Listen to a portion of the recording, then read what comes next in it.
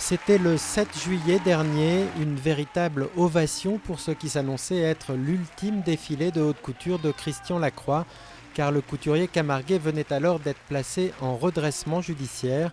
5 mois plus tard, la justice a rendu son verdict. La célèbre maison doit se séparer de 90% de son effectif. Le bilan de l'opération, c'est que dans tout cela, c'est une centaine de licenciements qui interviennent. Au fond, pour des salariés qui, encore une fois, subissent les conséquences d'une mauvaise gestion et qui n'y sont pour rien.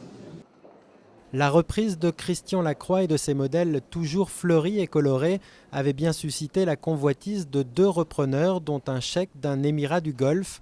Mais le jour J, aucun n'a osé mettre l'argent sur la table, trop peur sans doute d'hériter d'une entreprise qui a perdu 150 millions d'euros depuis sa création en 1987. Résultat, la maison Christian Lacroix va devoir renoncer à la couture, au grand désarroi de ses salariés venus en nombre écouter le jugement du tribunal. Une grande claque dans la figure en se disant j'y crois pas, même si j'étais préparée, parce que ça fait des mois qu'on en parle, de cette possibilité. Mais quelque part, je me disais, Christian Lacroix, ça ne peut pas fermer.